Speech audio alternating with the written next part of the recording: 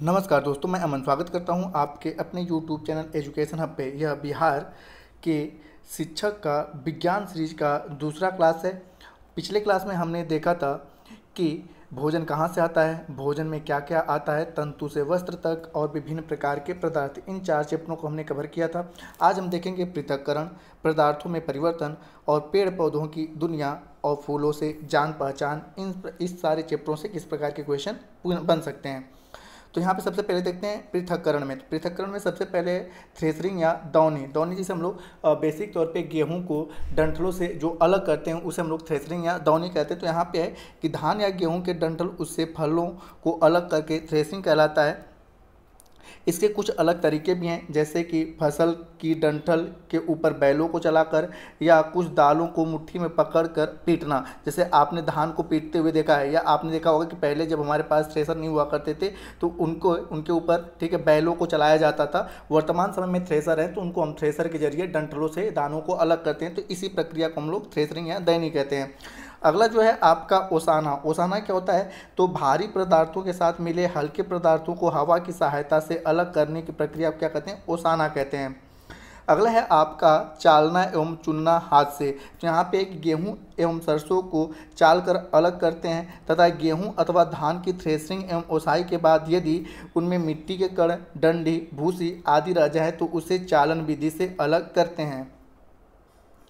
आगे पृथक्करण में है कि यहाँ पे कहा जाता है कि यदि रेत, नमक और पानी का मिश्रण हो तो उसे किस प्रकार से अलग किया जाता है। तो उसी के बारे में है कि पानी में यदि रेत और नमक के कण मिले हों तो सबसे पहले पानी को स्थिर रखते हैं। जिस प्रक्रिया में रेत के कण नीचे बैठ जाते हैं इस प्रक्रिया को थिरना कहते हैं। जैसे हम लोग थिराना कहते हैं, ठीक है, थिराना कहते हैं।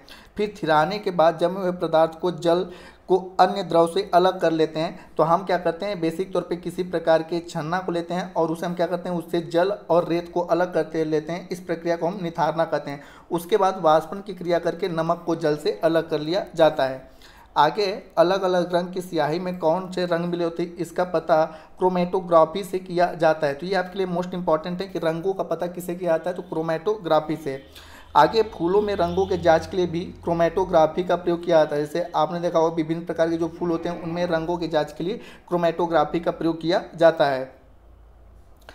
अगला चैप्टर है पदार्थों में परिवर्तन। तो यहाँ पे पदार्थों में परिवर्तन में कि वस्तु एवं पदार्थों की अवस्थाओं में परिवर्तन होता है। मुख्यतः यह 2 प्रकार के होते हैं। पहला भौतिक परिवर्तन। तो यहाँ पे भौतिक परिवर्तन किसे कहते हैं, तो कुछ पदार्थों की अवस्थाओं में हुए परिवर्तन के बाद उन्हें पुनः पूर्व अवस्था में लाया जा सकता है। जैसे कि जल का बर्फ बना लें या बर्फ से जल बनाएं, उनको हम लोग उनके प्रारंभिक अवस्थाओं में ला सकते हैं। इस प्रकार की प्रक्रिया को हम लोग भौतिक परिवर्तन कहते हैं। और अगला कुछ परिवर्तन ऐसे होते हैं जिनमें पदार्थों को पुनः पूर्व अवस्था में नहीं लाया जा सकता, जैसे कि मोमबत्ती का जलना। तो जिन्हें पदार्थों को अपने पूर्व अवस्था में नहीं लाया जा सकता उसे हम रासायनिक परिवर्तन के नाम से जानते हैं। आगे बोला कि आपका कि पदार्थ की मुख्यतः 3 अवस्थाएं होती हैं, ठोस, द्रव और गैस। यहाँ पे ठोस वे पदार्थ होते हैं जिनका आयतन और आकार निश्चित होता है। द्रव का आयतन तो निश्चित होता है परंतु आकार निश्चित नहीं होता है। और गैस का न तो आयतन निश्चित होता है न ही आकार निश्चित होता है। अगला चैप्टर है पेड़ पौधों की दुनिया। तो यहाँ पे देखते हैं कि जिन पौधों का तना हरा और कोमल होता है तथा ऊंचाई कम होते हैं उन्हें हम शाक कहते हैं। यहाँ पे होता है कि जो पेड़ पौधे होते हैं उन्हें मूलतः कितने भागों में बांटा जाता है, तो मूलतः 3 भागों में बांटा जाता है। कौन कौन से? शाक, झाड़ी और वृक्ष। तो पहला कि जिन पौधों का तना हरा और कोमल होता है तथा ऊंचाई कम होती है उन्हें हम शाक कहते हैं। जिन पौधों में शाखाएँ तनों के आधार से अधिक संख्या में निकली होती हैं तथा जिनका तना पतला और काष्ठी होता है उन्हें हम झाड़ी कहते हैं।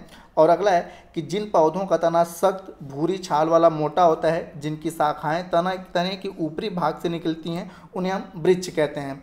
अगला है तने पर पत्तियों की जमावट या सिरा विन्यास, जिसे हम लोग विन्यास कहते हैं। तो पत्तियां डाली पर 3 तरह से लगती हैं। पहला आपका कि किसी पौधों की डाली पर एक ही जगह से एक पत्ती निकलती है, तो ऐसे को अकेली पत्ती या एकल पत्ती कहते हैं। जैसे आपने देखा होगा केवल एक पत्ती निकलती है उसे हम लोग एकल पत्ती कहते हैं। अगला है किसी पौधों में पत्तियां जोड़ी में एक दूसरे से विपरीत दिशा में निकलती हैं, ऐसी जमावट को जोड़ीदार जमावट भी कहते हैं। आगे आपका कुछ ऐसे पौधे होते हैं जिनमें एक ही जगह से कई सारी पत्तियां गुच्छे के रूप में निकली होती हैं, जिसे हम लोग गुच्छेदार जमावट कहते हैं। तो यहाँ पे मैंने बताया कि यहाँ पे जो आपका पत्तियों का जमावट होता है यह क्या होता है, 3 प्रकार का होता है। तो एकल पत्ती जमावट, जोड़ीदार जमावट या गुच्छेदार, जमावटी, ये 3 प्रकार के होते हैं। अगला है कि पेड़ पौधों के तनों पर पत्तियों के लगने या जमने की प्रक्रिया को हम क्या कहते हैं? विन्यास कहते हैं। जो पत्तियां लगती हैं इन्हें हम क्या कहते हैं? विन्यास कहते हैं। अगला है आपका कि जिस जड़ में मुख्य जड़ है और जिनकी कई सारी सहायक जड़ें निकली होती हैं उसे मूसला जड़ कहते हैं। जैसे आपने देखा होगा यह मुख्य जड़ है और इसमें कई सारी जड़ें आपकी निकली होती हैं, तो इसे हम क्या कहते हैं? मूसला जड़ें कहते हैं। और अगला कह रहा है कि जिस जड़ में कोई मुख्य जड़ नहीं बल्कि सभी जड़ें एक ही स्थान से निकलती हैं उसे झकड़ा जड़ या रेशेदार जड़ कहते हैं। जैसे आपने देखा होगा कुछ जैसे गेहूं का पौधा होता है, वो क्या होता है? एक ही जगह से कई सारी ऐसे ऐसे जड़ें निकली होती हैं, इसे हम लोग झकड़ा जड़ या रेशेदार जड़ कहते हैं। अगला है आपका कि जड़ के कार्य क्या होते हैं। तो ये भी अपने आप में इंपॉर्टेंट है कि आपसे पूछा जा सकता है कि जड़ के क्या क्या कार्य होते हैं। तो पहला है कि जड़ मिट्टी को मजबूती से पकड़कर पौधों को खड़ा रखने में मदद करता है। दूसरा है कि यह मिट्टी में उपस्थित जल एवं खनिज लवण को अवशोषित करता है। अगला है आपका कि जड़ें मिट्टी को बांधती है तथा मिट्टी के कटाव को रोकती हैं। और अगला है कुछ पौधों की जड़ों में भोजन का संग्रहण भी होता है। आगे आपका तना का कार्य है। तो तना के कार्य में कि तना पौधों को आकृति प्रदान करता है, यह जल, खनिज लवण एवं भोजन को संवहन का मार्ग प्रदान करता है। और अगला है कुछ पौधों के तने भूमिगत होकर भी भोजन का संग्रहण करते हैं। जैसे कि आलू क्या है? तना है लेकिन वह भूमि के अंदर रहता है। आपसे पूछा जा सकता है कि पौधों के विभिन्न भागों तक जल और खनिज लवण कौन पहुंचाता है? तो कौन सा कार्य करता है? तना कार्य करता है।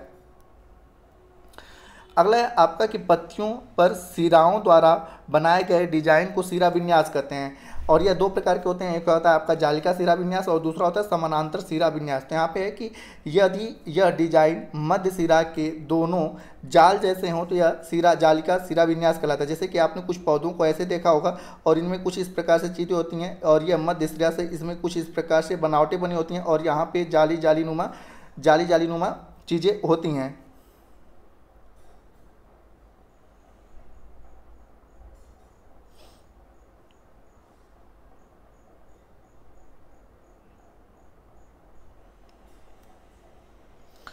तो यहाँ पे आपने देखा होगा कि जालीनुमा चीज़ें होती हैं, तो इसे हम क्या कहते हैं? जालिका सिरा विन्यास। और कुछ पौधों के पत्ते आप देखे होंगे कि ऐसे समानांतर होते हैं और इनमें केवल इसी प्रकार से, इसमें किसी प्रकार की जाली नहीं पाई। जैसे कि आपने गेहूं के पत्ते को देखा होगा, तो गेहूं के पत्ते में या केले के पत्ते में क्या होता है? इस प्रकार से इसमें किसी प्रकार की जालियाँ नहीं पाई जाती हैं, तो इसे हम क्या कहते हैं? समानांतर सिरा विन्यास। तो यहाँ पे कुछ पत्तियों में यह सिराएँ एक दूसरे के समानांतर होती हैं, ऐसे सिरा विन्यास को समानांतर सिरा विन्यास कहते हैं। अब यहाँ पे कि जिन पौधों के पत्तों में जालिका सिरा विन्यास पाए जाते हैं उसमें मूसला जड़ होती है और वे द्विबीजपत्री होते हैं। जैसे हम आम के पौधे को ले लें, प्रेजेंट टाइम में आम का समय चल रहा है, तो आप आम के पत्ते को देखेंगे तो इस प्रकार से जालिका सिरा विन्यास पाया जाता है और इनकी जड़ें क्या होती हैं? मूसला होती हैं। और आम के बीज को जब आप फोड़ेंगे तो वहाँ पे आप देखेंगे कि यह 2 भागों में टूट जाता है। तो जो 2 भागों में टूट जाता है जिनके बीज, उन्हें हम क्या कहते हैं? द्विबीजपत्री कहते हैं।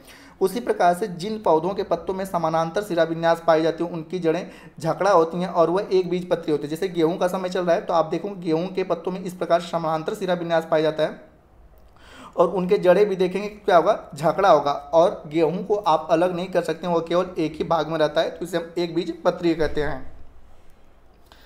अगला है आपका चैप्टर कि फूलों से जान पहचान। तो यहाँ पे कि पुंकेसर फूल का नर भाग तथा स्त्री केसर फूल का मादा भाग होता है। पुंकेसर समूह चक्र को उमंग तथा स्त्री केसर समूह चक्र को जायांग कहते हैं। मतलब स्त्री केसर में जो जो अंग आते हैं उसे हम जायांग कहते हैं और पुंकेसर में जो जो अंग आते हैं उसे हम लोग उमंग के नाम से जानते हैं। आगे है कि प्रत्येक फूल के अंग घेरे अथवा चक्र में व्यवस्थित होते हैं। अंकुड़ी के घेरे को बाह्य दल पुंज और पंखुड़ी के घेरे को दल पुंज के नाम से जानते हैं। यहाँ पे कि फूलों के प्रकार, तो यहाँ पे पूर्ण फूल वह फूल जिनमें अंकुड़ी, पंखुड़ी, पुंकेसर और स्त्री केसर, मतलब फूल के मुख्यतः कितने अंग होते हैं? तो 4 अंग होते हैं। कौन कौन से? अंकुड़ी, पंखुड़ी, पुंकेसर और स्त्री केसर। तो जिनमें ये चारों अंग उपस्थित होते हैं उसे हम क्या कहते हैं? पूर्ण फूल कहते हैं। अपूर्ण फूल तो जिसमें अंकुड़ी, पंखुड़ी, पुंकेसर या स्त्री केसर में से कोई एक अंग अनुपस्थित होता है उसे हम क्या कहते हैं? अपूर्ण फूल कहते हैं। एक लिंगी फूल तो ऐसा अपूर्ण फूल जिसमें पुंकेसर, स्त्री केसर में से केवल एक ही अंग उपस्थित हो उसे हम एक लिंगी कहते हैं। यह 2 प्रकार के होते हैं। पहला नर फूल जिसमें पुंकेसर तो होता है लेकिन स्त्री केसर नहीं होता है, इसे नर फूल कहते हैं। और मादा फूल जिसमें केवल स्त्री केसर होता है, पुंकेसर नहीं होता है, उसे हम मादा फूल के नाम से जानते हैं।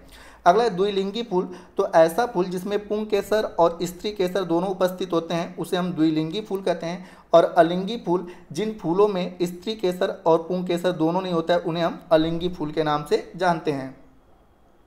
आगे होता है कि द्विलिंगी फूल, यहाँ पे लिखा गया है, ठीक है, कि मतलब कि द्विलिंगी ऐसा फूल जिसमें पुंग केसर और स्त्री केसर दोनों उपस्थित होते हैं, और अलिंगी फूल जिसमें फूलों में स्त्री केसर और पुंग केसर दोनों नहीं होते हैं, उसे अलिंगी फूल के नाम से जानते हैं।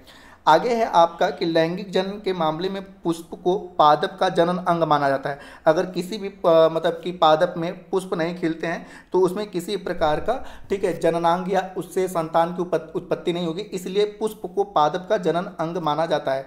पुष्प के नर भाग और मादा भाग दोनों होते हैं, जैसा कि मैंने बता रखा है। नर भाग को पुंग केसर में जो होता है पराग कोष और तंतु होते हैं, ठीक है। नर भाग में कौन कौन से आते हैं, आपके परागकोश और तंतु आते हैं, और परागकोश क्या करते हैं, परागकणों का निर्माण करते हैं। अब आपसे पूछा जाता है परागकण किसे क्या होता है, तो आपने फूलों पे देखा होगा जो पतली पाउडर नुमा संरचना होती है उसे हम क्या कहते हैं, परागकण कहते हैं। तो परागकणों का निर्माण करते हैं, जबकि पुंग केसर परागकोश को सहायता देते हैं और परागकणों में नर युग्मक होते हैं। तो यहाँ पे आपसे पूछा जाता है कि नर भाग कौन कौन से हैं, तो आपका परागकोश और परागकण जो है वह पुंग केसर या नर भाग के अंतर्गत आते हैं। अगला है मादा भाग या स्त्री केसर। स्त्री केसर में क्या क्या आते हैं, अंडाशय आता है, वर्तिकाग्र आता है और वर्तिका आता है। तो यहाँ पे अंडाशय में मादा युग्म या बीजांड होता है, नर और मादा आपस में मिलकर युग्मनज बनाते हैं, और यह परागण की प्रक्रिया के माध्यम से होता है। परागण कैसे होता है, तो विभिन्न प्रकार के यहाँ पर लिखा गया है कि परागणों का पुंग केसर स्त्री केसर के स्थानांतरण कीट, वायु या जल अन्य माध्यमों के द्वारा होता है। तो परागण आपसे पूछेगा तो कैसे होगा, जैसे कि तितली किसी फूल पे बैठती है तो उसके पैर में क्या होता है, परागकण लग जाते हैं, और फिर दूसरे फूल पर बैठती है तो वह परागण जब दूसरे फूल में लगता है, तो इसी प्रक्रिया को हम क्या कहते हैं, परागण कहते हैं। आगे की परागण में परागकोश से परागकण वर्तिका में जाते हैं और अंडाशय में निषेचन होता है। तो ये रहे आपके फूलों से जान पहचान। आगे जो हम देखेंगे वह देखेंगे जंतुओं में गति, सजीव और निर्जीव। सजीव में अनुकूलन, दूरी मापन और गति, प्रकाश, बल्ब जलाओ, जगमग जगमग, चुंबक, जल, वायु और ठोस कचरा प्रबंधन। तो इनको भी हम केवल 2 क्लासों में समाप्त कर लेंगे, फिर उसके बाद हम देखेंगे 7 के साइंस को, फिर 8 के साइंस को। तो उम्मीद करता हूं कि आपको यह वीडियो पसंद आया होगा। वीडियो पसंद आए तो वीडियो को लाइक करें, कमेंट करें तथा अपने दोस्तों के साथ शेयर करें, और चैनल अपना है तो चैनल को सब्सक्राइब अवश्य कर लें। तथा इस वीडियो को प्राप्त करने के लिए, इस PDF को प्राप्त करने के लिए आप हमारे टेलीग्राम से जुड़ सकते हैं, जिसका लिंक वीडियो के डिस्क्रिप्शन में दिया हुआ है। तो वीडियो के अंत तक बने रहने के लिए धन्यवाद। मिलते हैं जल्दी नेक्स्ट वीडियो में।